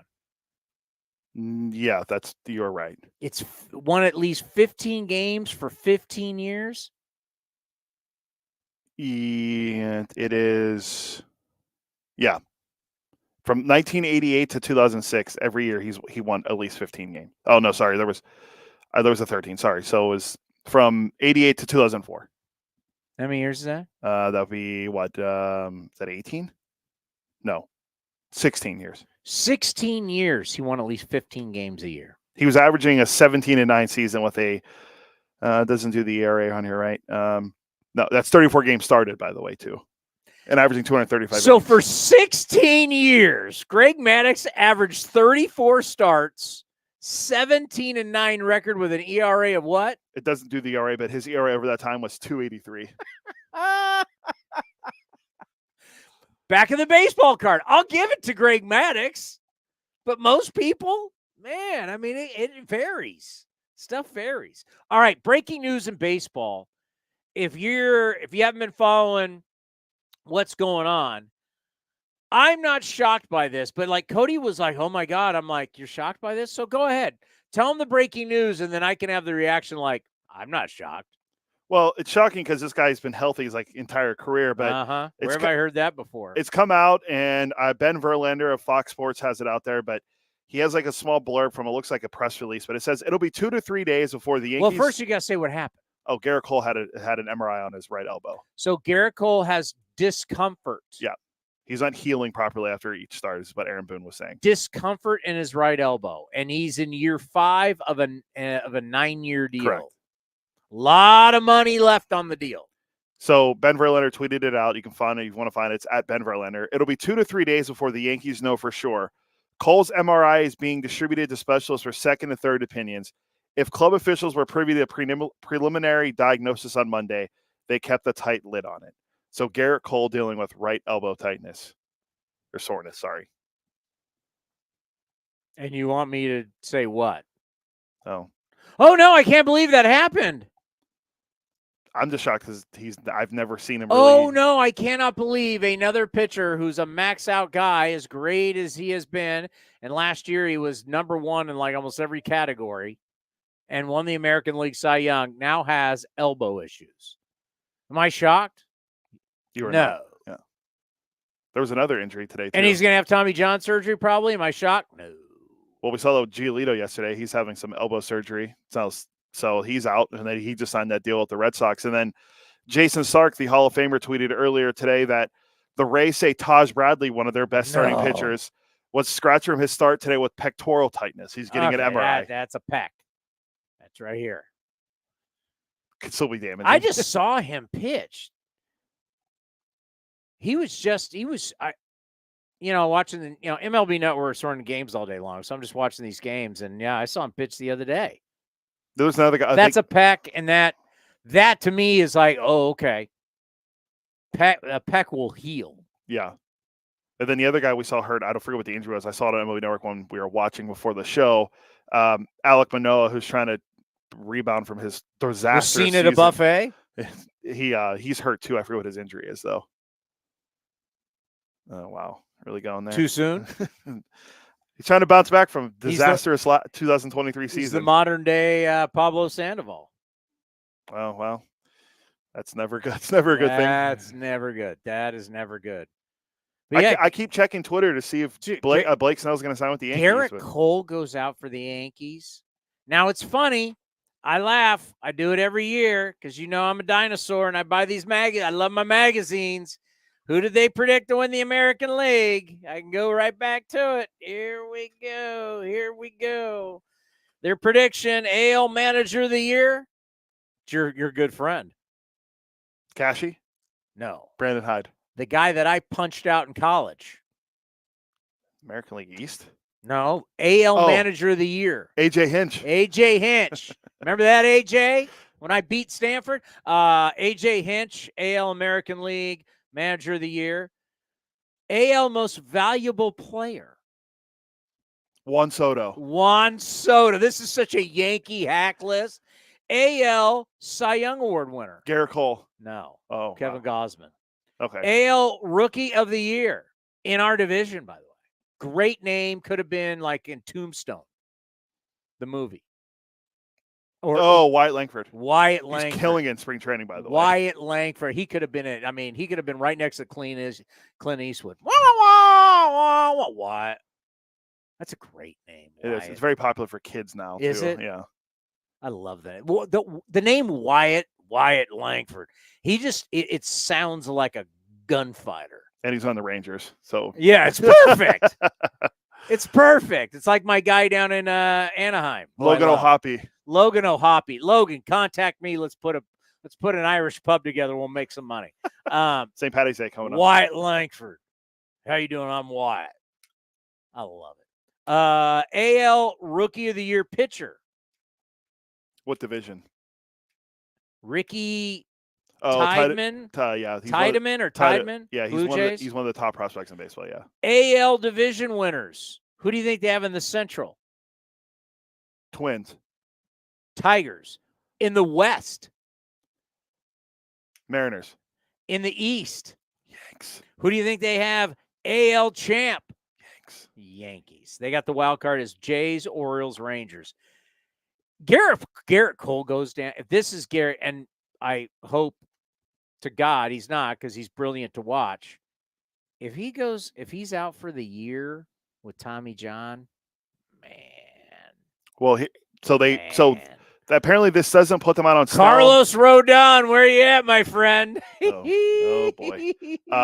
From Bob Nightingale earlier, the Yankees, while waiting the news on Gerrit Cole, have re-engaged with the Chicago White Sox and made a new proposal for, he calls it Dylan Cease and Ace Dylan Cease. Blake Snell and Jeff Montgomery are out there right now. You can just pick them up. Jordan Montgomery. Jeff Montgomery. Close enough. Do you know who Jeff Montgomery is? The name sounds familiar. He's the all-time saves leader for the Kansas City Royals. Yeah, that's why. Okay, I should have known that from looking up Know Your Royals. He's broadcaster for the Royals now. But yeah, they're saying that they're not out on Snell. But, well, if you're not out on him, how come you haven't signed him yet? It's only March 12th. Kirk Cousins is signed for 4 years, $180 million during the legal tampering period. I could not believe that. Like last night, I was watching SportsCenter and that number came up again, and I'm like, Kirk Cousins? He's made like $311 million something in his career. What has Kirk Cousins ever like? One playoff game? He's a guy that you can build your offense. He's bright. You like that? I mean, he's won some games. He's a serviceable quarterback. But you're not like, this isn't, holy S-bomb, it's the end of the game. We're on the road. We got to win this game. Don't worry, boys. We got this guy. So you're not cheating the Chiefs with Patrick Mahomes in the Super Bowl? You ever talk to, like, great football players, they'll tell you, when you have that guy, Bill Romanowski, as crazy as he is, I did a lot of shows with Bill Romanowski. Towny, guess what? When we had Joe Montana, Steve Young, John Elway, we always had a chance. And Romo won 4 Super Bowls, played in 5 Super Bowls. He had the most games played by a linebacker, I believe, of all time. He'll tell you no matter what, as long as you had a quarterback, and everybody believed in that dude. I heard Nick Saban talk about it. One time Nick Saban went off on quarterbacks while he was at Alabama. They were asked about quarterbacks, and he immediately morphed back to his days with the Browns. And he went, sorry, when I think about quarterbacks, I think about the guys I face in the NFL. And he talked about this one game where the Browns, remember Bill Belichick's the head coach of the Browns, and he's the defensive coordinator, and it's Cleveland, and they're battling for the playoffs, and they had this, and he goes, Dan Marino's over on the other side. Dan Marino knew he was going to go down and score. We knew he was going to go down and score.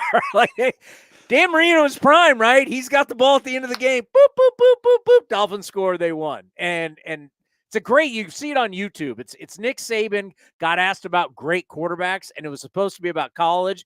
And he just went into this thought process and talking about guys like Elway and Marino and Montana. These guys, he just goes. I'm ashamed that he didn't say that he thought they were going to win because they had Bernie Kosar. Was Bernie the quarterback then? I don't think he was when Belichick was there, was he? Oh, I don't know. What year was that? I'll have to look that up. Bernie was 80s. But this was, what year would look up Bernie Kosar? Or are you going with this? I'm just looking up one, see when the Browns they finished second in the AFC Central that year. Let's see. They were 11-5. Because remember, he would leave and go to Toledo after this. Their quarterback that year was... That'd be Nick Saban would go to Toledo. It was Toledo, right? Their quarterback, yes, Toledo. Their quarterback was Vinny Testaverde. Yeah, I was thinking that's you got to remember, like Bernie Kosar played at Miami in like 81 or something like that. Mark Rippon was the backup. Yeah, it was a long time. Yeah. Do you think Johnny knew a lot about the Browns back in the 90s? Of course. We'll have to ask him. Know your Browns with Johnny in a couple minutes? Johnny is a wealth of knowledge that I would never, ever, ever believe would not know the answers. You think Johnny doesn't know about the Cleveland Browns? He strikes me as a guy who would know a lot about Cleveland. Just big Midwest guy, Johnny. So get the car back on the track. Yeah, Gerrit Cole, he goes down. Boy, I wonder how the odds in Vegas change in baseball, the American League, and the American League East, because you can bet a lot of different ways. How does the over and under change win total for the Yankees change if Gerrit Cole's out for the year? Oh, I definitely think it changes. Does Buster only take back his prediction of Yankees-Phillies in the World Series? Tell you what, if I'm the Yankees, I want that procedure. If that's where this is going, I want it done now. Now. Get it done now. That way he's back by April of next year. At least or by March. May. Humming in June, right? Because we now know it could be 12 to 14 months. I'd want it now. And you just can't tell a player, go get the surgery now. Obviously, you can't do that. It's their body. It's healthcare. But you would want to encourage, like, let's get you back on track as fast as we can. Once again, it's going to be brought up when we get into later, right before the season starts. We're really going to delve into who's got the most pressure on them this season. And I think, no question, Brian Cashman, who has been in charge of the Yankees since 1998, has a tremendous amount of pressure. If the Yankees have another season like they did last year, you could have Brian Cashman, longtime buddy of Billy Beane. They took over at the same time. Beane was at the end of 97. Cashman got hired the start of 98. That's why Beane always had the title of longest tenured. Cashman, it might be time to make a move. And when your big gun goes down, it's rough. That's a guy. That is somebody you just don't replace. That's why you said you needed to add to him. Now you got to replace him and add. Well, you were hoping Carlos Rodon would be that guy when you gave him the 6-year, $160 million, but he was disastrous last year, and he's not having a great spring. Well, and what does that say if that doesn't change the free agent market for Montgomery and Snell? What if it goes same old, like you said, they make the deal with the White Sox and it's same old, same old? Yeah, that's why I keep checking old X to see if anything happens with, news about Cole or a trade happens or Snell signed. Newsflash, spoiler, nothing's happened. So Johnny was there, but then he disappeared. So I don't know if his computer died or he lost internet. By the way, I don't wear this sweatshirt a lot on the air. This is more kind of like my roaming around town. I love wearing this around town. People love it. I get a lot of How do you like the Swingin' A's sweatshirt? I like it. It's a good color. I love the logo, obviously. I love it. I love this sweatshirt. We don't normally wear a lot of sweatshirts on the show. I got a bunch of A's sweatshirts. Yeah. I do. I love the Swingin' A's gear. I love it. I got some shirts. I got some. And this hat, the spring training hat, this is slowly but surely becoming one of my favorite hats. And I wear it every day on the show because I want you to get it. I want to see these all over the Coliseum. These hats, as the kids say, are dope. Or as the kids say, I'm obsessed. There you go. I'm obsessed with it. You think Johnny's obsessed? He's back. Oh, Johnny's finally back? Yeah. Well, you never know with Wi-Fi and the two things I know that are horrific at spring training: Wi-Fi and no coffee. It's a joke. Well, not here, my friend. We got it here. We're at Whole Cam where we're at Whole Cam where there is coffee. There's Shooty. Say hi to these guys. My guy just came in here. Great Shooty Babitt's there. Oh yeah. Good afternoon, so brother. What's going on? You know, I couldn't turn down this opportunity to be riding shotgun with my boy Doskow here. What's up? All right. I want some inspiration because I'm feeling good right now. I'm getting excited. I think today I was up early this morning, texting Johnny, looking at this lineup today, going, this is a lot of the guys that I think we're going to see on the opening day lineup. Some of the positions could be different. I think Allen will be in there for Muncie. I think Blade and Wright, Rooker at DH, the order will probably be different. But I'm excited. Shooty, you've been around it. You've helped build this roster. You've helped nurture this thing. Tell me your excitement right now as we got basically like 11 days left before the team's going to be heading north.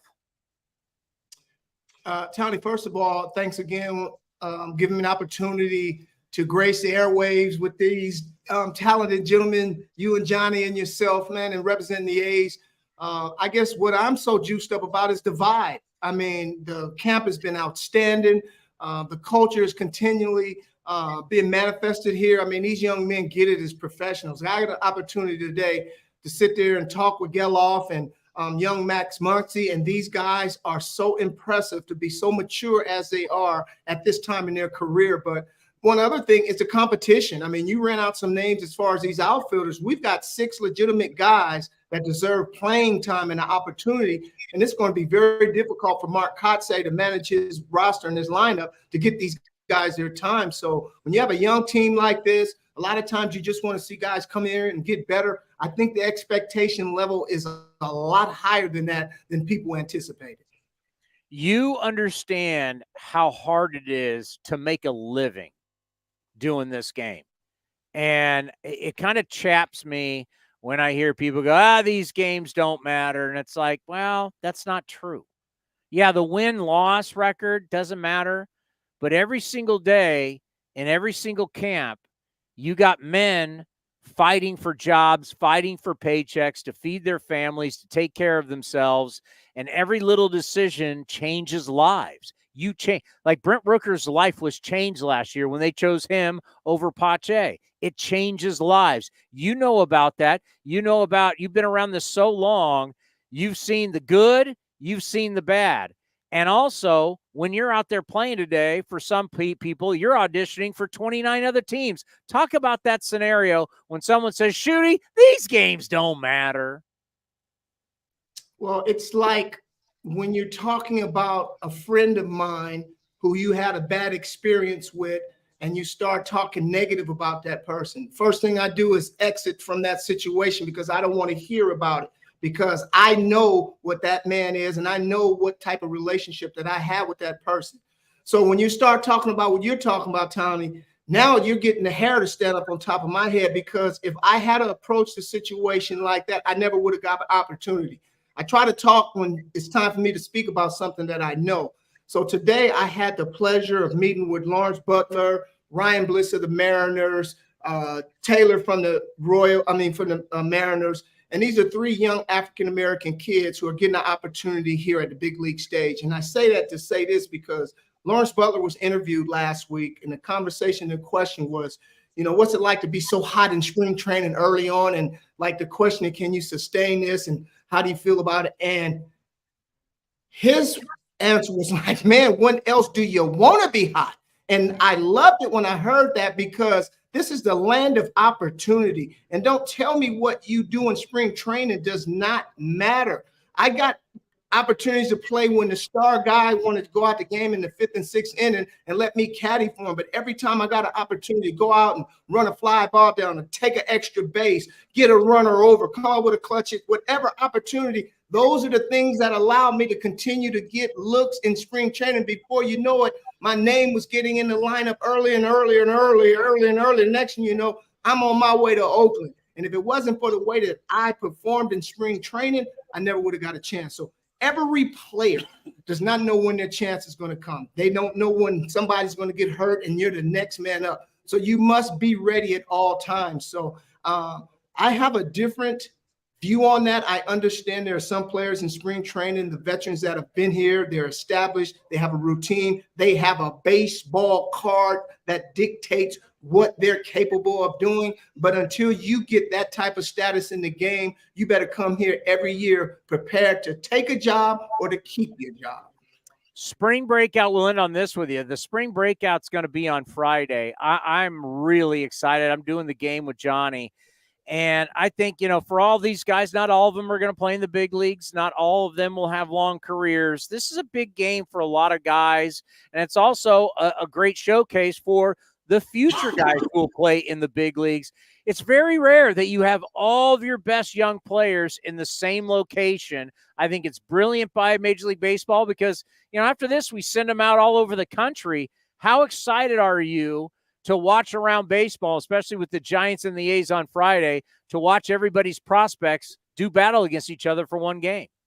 Well, first of all, I'm incredibly surprised that Major League Baseball let this happen before a guy like myself as a scout who spends a significant amount of time on the backfields trying to find the better players in every organization, that they're going to put them right here on stage on a showcase for us to see them. And the way that this game is going today, a lot of great deals are made from minor league players, that teams that don't have a place for them at that time. So this is only heightening the awareness of some of these players at this point in their career. So I'm looking forward to it. I mean, fans, if you have an opportunity to get down and see some of the promising young future guys of our game, take the time to do it. It's going to be a wonderful time. So you said the hair on the back and top here, was it a high top fade back in the day? What were you rolling back in the day? Yeah, I rolled a little bit of everything. I was with the times. I had the natural, I had the cornrows, I had the braids. As I got older, you know, every Friday I would go get it cut, and then I would lay it down with some of that relaxer, man. And I had that Billy D look. You know, even called me Francois. That was my nickname. It was so cool, you know. But that's why I'm bald now, because I fried it all out, Towny. So, but I enjoyed it while I had it. Take it off. Show it. Much love in the club. Oh yeah, my soul brother right here. Hey, you know what they say around the camps with scouts, Shooty. You can't teach pretty. You can't teach it. You either got it or you don't. And you can't cover it up and think you can hide everything else, because it just has a way of exposing itself. You get exposed at the club real quick. All right, Shooty. I'm coming back down there. I'll see you this week. Hey, thank you, man, Johnny. Thank you for some of your time here too, bro. Thank you, man. Love you, dude. See y'all. The great Shooty Babitt. Nobody better. One of the best. How do I follow that? No, you can't follow that. Come on. I mean, the reality is he truly is one of the best scouts in all of Major League Baseball. We're lucky to have him. Obviously, he's great on television when he's an analyst on NBC Sports California, A's pre- and post-game live. Shooty has great talents. He's a terrific athlete still. As a golfer, I get to play golf with him. So Shooty still bombs it, by the way, and great shape. Love me some Shooty Babitt. All right, are you ready?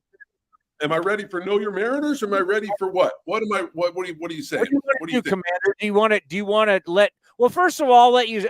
You saw my text this morning. Yeah, I've been talking about it on the show. It's not perfect, but it's a lot of what you're going to see on opening day. Do you agree or disagree with that?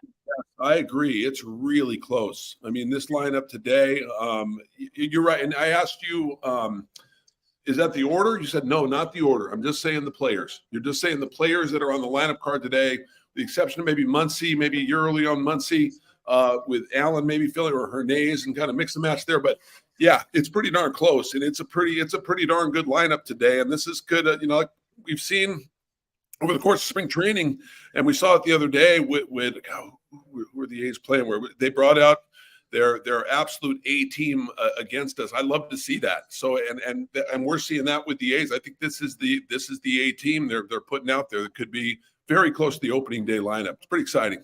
And we were talking about the roster crunch, and you might have got some answers today with Martin Gallegos putting out there from MLB.com that a setback for Aledmys Díaz and his calf. So you have a setback at this point.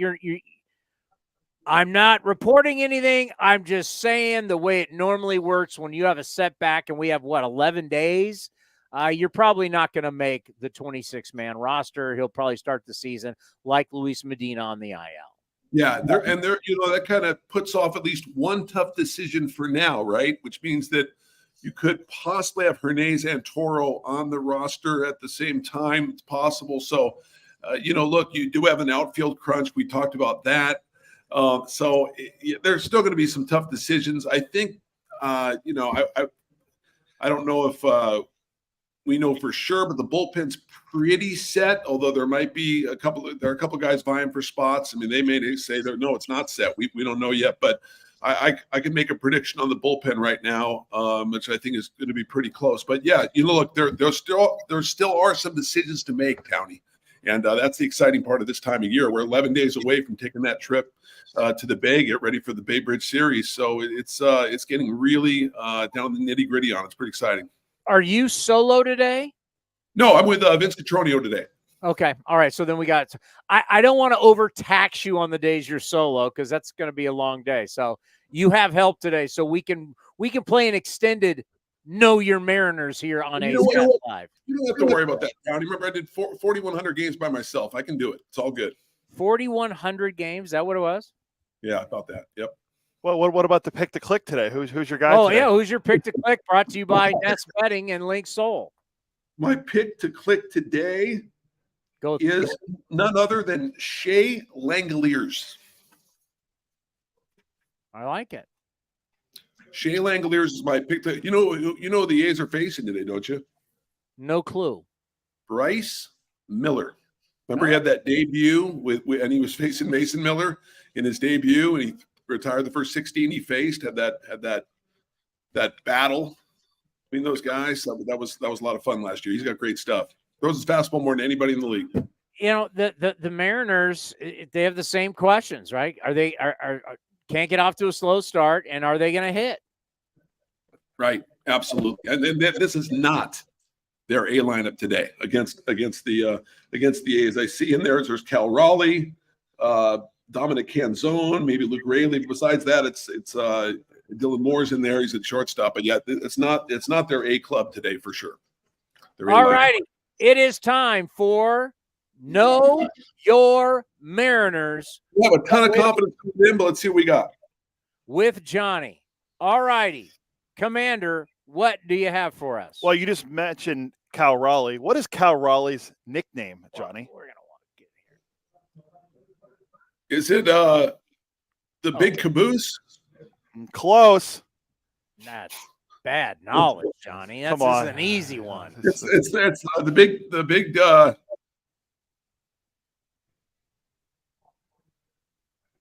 No. The big dumper. The big dumper. Dumper. I said, yeah, big dumper. Big dumper. That's right. That's okay, right. All right. Let's see if we can get this one. All right. What is the name of the Mariners mascot?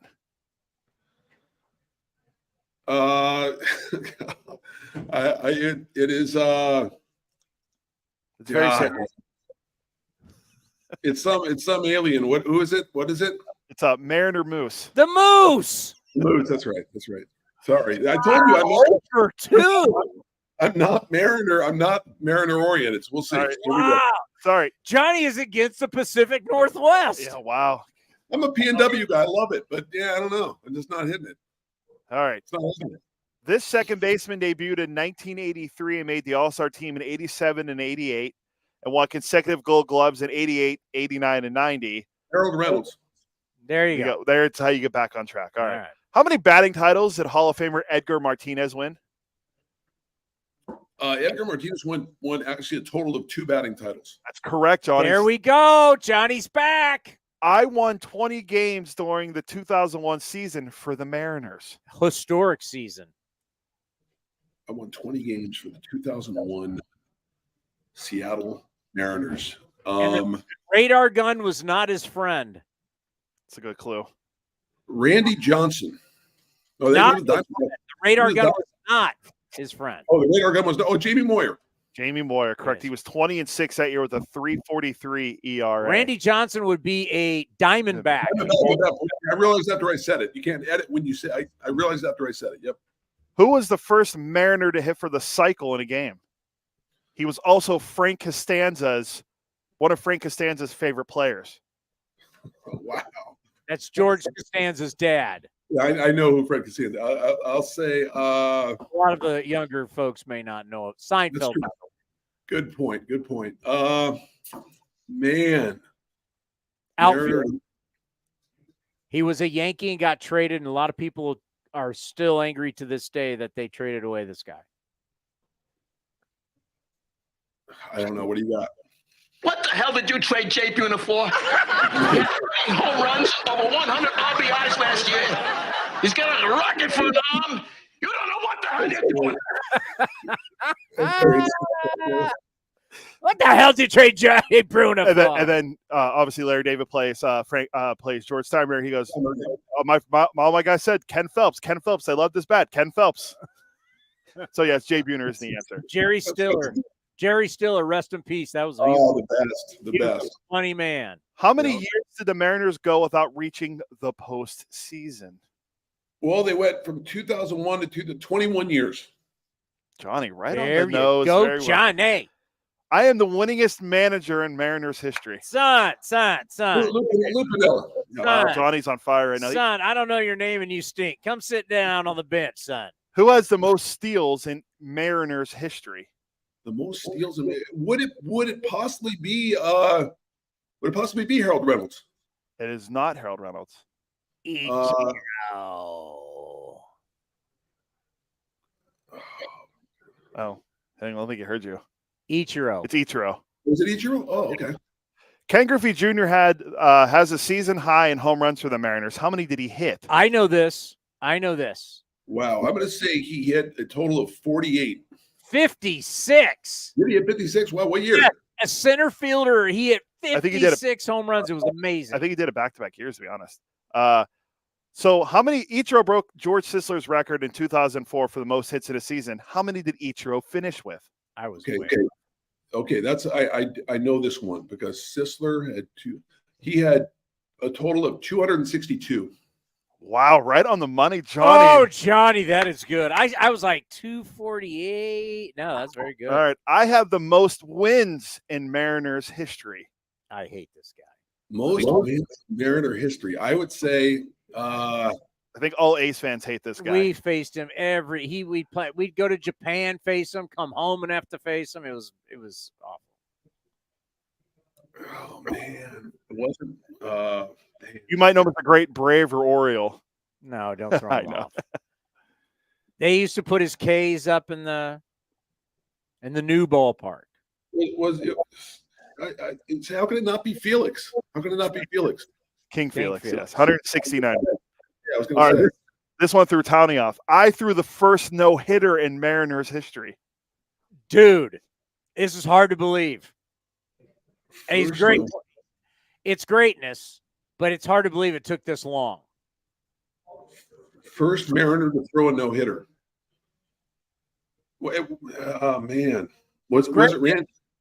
Was Randy Johnson? Randy Johnson, yes. Okay. I was like, it took that long?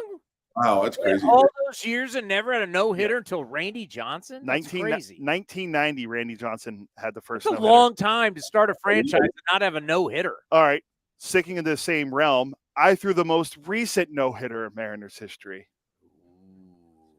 That would be King Felix. No, there's a guy that did it more. There are two guys that did it since then, but this guy did it recently. He is now a Dodger. The big, okay. Yep. God, I would have never guessed this. With the nickname the Big Maple.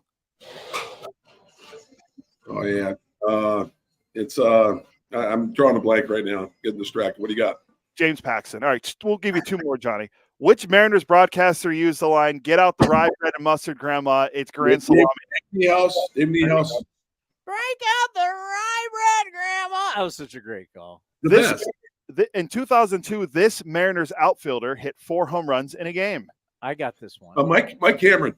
There you go. Yeah. All right, last one. In 1995, which team did Seattle beat in a one-game playoff to determine the American League Western Division champion? Oh man, I remember that. I remember even the call, the one-game playoff. They were playing the Yankees after this. Who is the team they beat?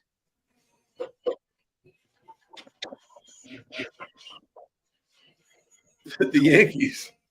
No, they would go on to play the Yankees. Where's the? Yeah. Oh, those the Angels.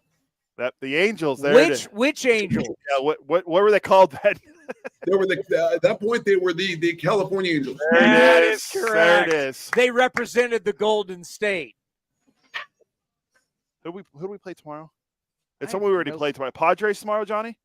Padres in Peoria tomorrow. Know your Padres. We already did know your Padres. So we already did know your Padres? Yeah. Did we? Yeah, I thought we did. Yeah, because there's Tony Gwynn and. Oh. Did we do know your Padres? By the way, Mike Ferrin said something interesting earlier about the Padres. How there's some bitterness from last year. It's like, well, you should be. You guys were all popping off about winning the World Series and everything, and you stunk it up. So we'll talk a little bit about that tomorrow. See what kind of edge the old Friars have tomorrow. Exactly, the Fathers. Yep, we'll see. And we did do know your Friars. So no your because we had said Dave Winfield. We'll have something else for you. So your pick to click is Shea Langoliers. I think Shea Langoliers is going to get to Bryce Miller today. I think he's going to have a double in the gap. I mean, he's going to have a 2-run double in either his first or second at bat. All righty, love it. Have a good call, you and Vince. Thanks, guys, good to see you. Hey, buddy. Quickly, I just saw this, and baseball, for some reason, is the one sport that has had this negative aura about what the kids are doing, right? Who's playing? Who's playing baseball? Our kids playing baseball? Our kids in the city playing baseball? Well, we know over time, this isn't, I'm not going to break any news, but we know it's not the 40s, the 50s, and the 60s, right? The population of the United States of America has grown away from cities, the suburbs. Cities used to dominate the population. Now they don't. I'm not breaking any news, am I? I'm not teaching anybody about the U.S. Census. No. But the reality is neighborhoods, places grew outside of cities. And here on the West Coast, we don't really have the cities like you have on the East Coast, where you have these like downtowns in Boston and New York and Philly. We don't have that. San Francisco would be the one that'd be closest to it. But downtown Los Angeles is not. I mean, that's downtown San Diego or downtown San Jose. They're just not the same. All right. Correct. They're not. According to sports and fitness industry associations, top line participation report of 2023, baseball participation is at nearly 16.7 million in the United States, the highest officially recorded level since SFIA surveyed more than 120 sports programs in 2008. More kids, well, we have more humans. More kids are playing baseball than ever before. Can we all settle down on the doom and gloom of participation in youth baseball? I mean, there's always going to be people who have certain narratives. Just participation. And this doesn't count all the people that are playing around the world. This is the highest participation. Now, percentage-wise, could there have been a generations ago maybe more played? But when you talk human beings playing the sport, you've never had more human beings playing than you do right now in the United States of America. Casual participation in baseball, which is comprised of casual forms of play that are championed by the Play Ball Initiative, is at more than 8.9 million participants, also an all-time high in the history of tracking. Baseball, an increase of plus 108% from 2014. Softball participation grew nearly 500,000, up plus 6%. Baseball and softball combined saw a larger percentage increase of participation, plus 7.6% over basketball and over football. I don't know when it comes to roost, but it will. The participation in youth football just keeps going down every single year. Parents are afraid. I love football. I love playing football. If I had to do it all over again, I'd play football over again. I love playing. But families, parents, moms don't want guys playing football. You get hurt. I mean, it was like my best friend's kid broke his hand, and what game was it? It was one of the early games, and I went, it's a broken bone, it's going to heal. I didn't want to sound callous, but it's like you're gonna get hurt playing football. Just a part of the game. But yeah, less people are playing football. Even in hotbeds like your old state, Pennsylvania, youth football's down. Even in Texas and in parts, Ohio and Texas has seen youth football down. What about Florida? That's another big one too. But it depends on where. But you'll see it's down. Because I was going to say when you said California, it's way down. When you said about baseball being up, I was like, well, one of the big things I bet you a lot more kids are playing baseball because they're not playing football anymore, and we're seeing that. Yeah, baseball. So they do it to us every year. I get where some people want to go with it, but if we just focus on not opinion and data, it's like, what if the world was run by Moneyball? Because the world a lot of times is run on opinion. What if the world was run on Moneyball, where we just look at the data? What does the data say? Well, the data says more kids are playing baseball than ever before. You don't put a team together with a computer, Billy. You don't run the country with a computer. You don't run cities with a computer. You don't run the world with a computer, Billy.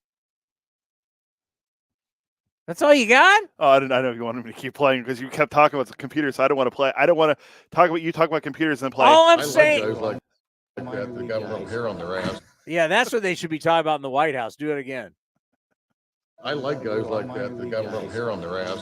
Yeah, that's how you run the country. 5 tools time. Good looking ball player. No. See, that's opinion, right? Play that again. This is opinion from a scout. 5 tools time. Good looking ball player. What? Do you have that Kenny hit? The ball explodes off his bat. Kenny hit. I know I have. There's this one that we joke about. I mean, he's the kind of guy who walks into a room, he's already been there for 2 minutes. That's opinion. That's opinion. It's not data. It's not fact. I thought I had it about Kenny hit, but if he's such a great hitter, why? It's one of the great lines that should just be played everywhere because it's great for everything in life. Can't hit the curveball. It's when Brad Pitt looks at the scout and he spits in the dip cup and he looks and he goes, if he's such a great hitter, why doesn't he hit? It's a great line. He throws the club head at the ball. Oh, we gotta and when go. He connects it. He drives it. It pops off the bat. You can hear it all over the ballpark. That's opinion. If he can't hit, if he's such a good hitter, why can't he hit? Yeah. We can look at life like that. Yeah. All right, we got to go. Up next, Mariners A's back tomorrow, 11 a.m. Enjoy baseball. Vince and Johnny next. If you're looking for a great place to eat and watch games, go see our friends at the Chicken Pie Shop of Walnut Creek. The Chicken Pie Shop